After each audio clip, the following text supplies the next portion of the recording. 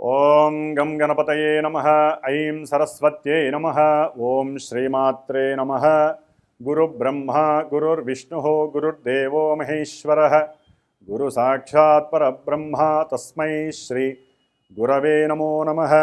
జపాకుసుమ సంకాశం కాశ్యపేయం మహాజ్యోతిం తమోరిం సర్వపాపజ్ఞం ప్రణతోస్మి దివాకరం. ఓం హ్రీం సూర్యాయ నమః. వీక్షిస్తున్నటువంటి ప్రేక్షక మహాశయులందరికీ, అలాగే మనకి ఈ జనవరి మాసంలో 13, 14 అలాగే 16, 17 ఈ 4 తేదీల్లో అంతరిక్షంలో పరిభ్రమిస్తున్నటువంటి సూర్యగ్రహ, బుధగ్రహ, కుజగ్రహ, శుక్రగ్రహాలు, ఈ 4 గ్రహాలు కూడా ధనస్సు రాశిలో ఉన్నటువంటి చతుర్గ్రహ కూటమి నుంచి కర్మస్థానమైనటువంటి మకర రాశిలోకి ఈ 4 గ్రహాలు కూడా ఆ యొక్క తేదీల్లో సంచారాన్ని మొదలు పెడతాయి. అంటే ఒకే ఇంట్లో ఈ 4 గ్రహాలు చక్కగా ఉత్తరాషాఢ నక్షత్రము 2, 3, 4 పాదాలలోను, శ్రవణ నక్షత్రము 1, 2, 3, 4 పాదాలలోను, అలాగే ధనిష్ట నక్షత్రము 1, 2 పాదాలలో చక్కగా కొన్ని గ్రహాలు 30 రోజులు, కొన్ని గ్రహాలు 26 రోజులు, ఇంకొక గ్రహము 43 రోజులు కూడా తమ యొక్క సంచారాన్ని కావిస్తూ ప్రతి ఒక్కరికి కూడా చైతన్యవంతమైనటువంటి సంతృప్తికరమైనటువంటి యోగాలని ప్రసాదించాలని, అంతరిక్షంలో ఆ 4 గ్రహాల యొక్క కలయిక ప్రపంచానికి, మన యొక్క భూమికి, అలాగే పంచభూతాల ద్వారా ఈ భూమిలో ఉన్నటువంటి మనతో పాటుగా జీవరాశులన్నిటికీ కూడా సమస్తము సుభిక్షంగా ఉండేలాగా కోరుకోవాలి. అందరూ కూడా ఆ సూర్యనారాయణ స్వామిని అందరము కూడా వేడుకొనాలి. మరి ఓం నమో నారాయణాయ అనే మంత్రాన్ని ఈ నెలల్లా కూడా అందరూ విష్ణుమూర్తి సహస్రనామాన్ని నిత్యము ఒక్కసారైనా ఆదిత్య హృదయ స్తోత్రాన్ని పాటించండి. ముఖ్యంగా ఆరోగ్యము, ఉద్యోగము, అట్లాగే కలహాలు, కుటుంబ సమస్యలు, ముఖ్యంగా బుద్ధి చెడుట వలన కలిగేటటువంటి విపరీతమైనటువంటి నష్టాలు, వ్యాపార అధోగతి పాలయ్యేటటువంటి పరిస్థితుల నుంచి పక్కకి నెట్టుకోవటము, అట్లాగే భార్యాభర్తల మధ్య అన్యోన్యత కోసము విష్ణు సహస్రనామం చదవండి, ఆదిత్య హృదయ స్తోత్రం చదవండి. ఇవన్నీ కూడా మనకి అన్ని రాశుల వారికి లభిస్తాయి, అన్ని నక్షత్రాల వారికి లభిస్తాయి. ఏదేమైనప్పటికీ ఈ 12 రాశుల వారికి, ఏ రాశి వారికి ఈ 4 గ్రహాలు మకర రాశిలో చతుర్గ్రహ కూటమి వలన కలిగేటటువంటి శుభాలు ఏమిటి, ఇబ్బందికరమైన పరిస్థితులు ఏమిటో మనం తెలుసుకుందాం. ఓం నమో నారాయణాయ నమః. ఓం నమో నారాయణాయ నమః. మీనరాశి వారికి ఈ జనవరి మాసము 2026 సంవత్సరము 13, 14వ తేదీ నుండి ఫిబ్రవరి 20, 23 తేదీ వరకు కూడా సాధ్యమైనంత వరకు వీరి యొక్క జన్మరాశికి 4 గ్రహాలు మకర రాశిలో లాభస్థానంలో ఉండటం చాలా చాలా చాలా యోగ్యకరమని చెప్పుకోవాలి. ఎందుకంటే ఏ రాశి వారికైనా లాభస్థానంలో ఉండేటటువంటి గ్రహము అపకారము చేయదు. ఆ గ్రహము ఏ భావాలని అనుసంధానం చేస్తుందో ఆ భావాలు వృద్ధి చెందుతాయని మన యొక్క జ్యోతిష్య శాస్త్రము తెలియజేస్తుంది. లాభస్థానము అనేటటువంటిది ఫ్రూట్ఫుల్నెస్, అంటే మన మనసులో అభీష్టము నెరవేరుతుంది అనేటటువంటి దాన్ని చక్కగా నిక్కచ్చిగా తెలియజేస్తుంది. అది కూడా జన్మ రాశి నుంచి లాభస్థానము మకర రాశి కర్మస్థానం. కర్మ సంపుడీకరించి సఫలత్వాన్ని కలుగజేస్తుంది మీనరాశి వారికి.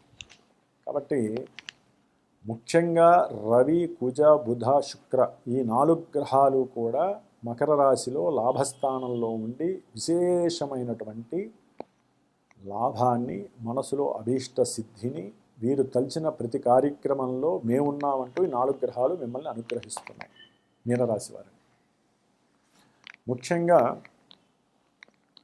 ఏదైనా అనారోగ్యపరంగా వీరు ఇబ్బందులు పడుతున్నా, ఉద్యోగరీత్యా ప్రయత్నాలు చేసి ఇబ్బందులు పడి ఉద్యోగంలో ఎన్నో మతలబులు, ఇబ్బందులు, అధికారుల వలన ప్రెస్సింగ్స్ ఉన్న, ఉద్యోగరీత్యా మీరు ఎప్పటి నుంచో ఎప్పుడూ ఇదే చిన్న ఉద్యోగమా, మాకంటూ ఒక పెద్ద స్థాయి రాదా అనుకునేటటువంటి వాళ్ళందరికీ అత్యధికమైనటువంటి రెమ్యూనరేషన్తో, అత్యధికమైనటువంటి ధన లాభంతో కూడినటువంటి ఉద్యోగ ప్రాప్తి కలుగుతోంది. కొంతమంది ఉద్యోగస్తులకి అధికమైనటువంటి ప్రమోషన్స్ కూడా కలుగుతున్నాయి. దాని ద్వారా వృత్తి, ఉద్యోగ, వ్యాపారాదుల్లో వీరికి ఉన్నతమైనటువంటి లాభస్థితి కలుగుతోంది. తండ్రితో లేదా బంధుమిత్రాదులతో, తల్లిగారితో, బంధువులతో, అంటే తల్లిదండ్రులకు సంబంధించిన బంధువులతో, లేకపోతే అన్నదమ్ములతో, లేదా కుటుంబ కలహాలు ఏదైనా ఉన్నా అవన్నీ కూడా తొలగిపోయి అన్నిటిల్లో కూడా విజయప్రాప్తి కలిగి తండ్రి అనుకూలవంతుడవుతాడు, తల్లి ఆదరణ, ప్రేమ ఆదరణ దొరుకుతుంది. అట్లాగే వీరికి గృహ పరమైనటువంటి కట్టడాలు కానీ, లేదా భూ సంబంధిత రియల్ ఎస్టేట్ వ్యాపారపరంగా మధ్యవర్తిత్వం చేస్తున్న వాళ్ళకి, ఉన్నతమైనటువంటి లోహ పరిశ్రమకి సంబంధించి, లేకపోతే వాహనాలకి సంబంధించినటువంటి వ్యాపారస్తులకి వారు తలిచిన వెంటనే వారి యొక్క సంకల్ప సిద్ధి ఫలించి వీరు పడే ప్రతి కష్టానికి అవతలి వ్యక్తుల యొక్క సహాయ సహకారాలు, బంధుమిత్రుల యొక్క సహాయ సహకారాలు లభించి వీరి యొక్క కర్మ పోషకత్వం ద్వారా, కర్మసిద్ధి అనుగ్రహించడం ద్వారా వీరికి అన్నింట విజయలాభ సిద్ధి కలుగుతోంది. ముఖ్యంగా చేసేటటువంటి ప్రయాణాల యందు అనుకూలత, కొత్త వాళ్ళతో పరిచయాలు, ఆకస్మికంగా ప్రయాణాలు కలగటము, ఆ ప్రయాణాలు అటు ఉద్యోగరీత్యా కావచ్చు, లేదా నేత్ర సంబంధిత దోషాల పరంగా ఏదైనా హాస్పిటల్కి వెళ్ళేటటువంటి ప్రయాణాలు కావచ్చు, లేదా ఉద్యోగరీత్యా ఏదైనా దూర ప్రాంతాలకు వెళ్ళేటటువంటి ప్రయాణాల పరంగా కావచ్చు, కుటుంబంతో ఆనందంగా ఒక ఫంక్షన్స్కి వెళ్ళేటటువంటి పరిస్థితి కావచ్చు, ఏదేమైనప్పటికీ భార్యాభర్తల మధ్య అనుకూలమైనటువంటి సామరస్యకరమైనటువంటి విషయాల యందు ఆసక్తి కలగటము, ఇరువురు ఒకరికొకరు చాలా ముచ్చటగా సంభాషించుకోవటము, పిల్లల యొక్క భవిష్యత్తు గురించి ఆనందించటము, అట్లాగే మీనరాశి వారికి ముఖ్యంగా విద్యార్థులకి సంబంధించి ఉన్నతమైనటువంటి విద్యా లాభయోగం కలుగుతోంది. వీరి యొక్క మాట కొంచెం కటువుగా ఉంటుంది.